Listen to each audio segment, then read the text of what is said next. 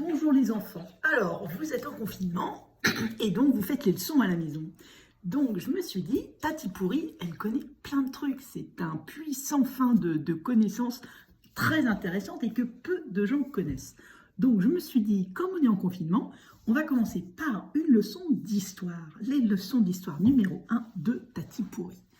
Alors, c'était il y a fort longtemps, il y a des tas d'années, des tas d'années. C'était tellement loin, c'est entre l'histoire et la préhistoire. Euh, C'était pas tout à fait la préhistoire. Grand-ma n'était pas encore né, donc c'est quand même, c'est il y a fort longtemps. Et alors, qu'est-ce qui s'est passé il y a fort longtemps? C'était la guerre de 100 ans.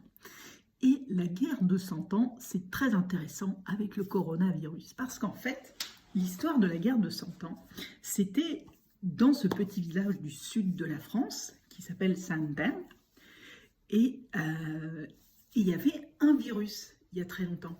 Et donc les gens étaient confinés. Donc ils étaient tous dans leur petite chaumière à vivre les uns sur les autres, un peu comme on fait maintenant.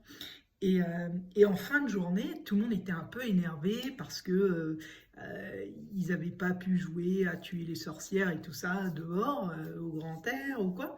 Et donc, alors, en fin de journée, c'est la tradition, les parents s'énervaient et tout le monde criait dans toutes les chaumières: «Ah mais on s'entend plus dans cette maison, on s'entend plus!» Et c'est comme ça qu'est né le terme, la guerre de 100 ans, on s'entendait plus.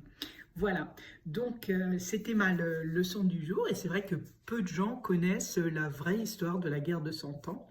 Donc voilà, c'était mon cadeau pour vous, mon cadeau d'histoire, mon cadeau de connaissances. Voilà, eh bien j'ai l'impression qu'on va se retrouver demain ou un autre jour pour encore plus de connaissances intéressantes à partager. Bonne journée les enfants.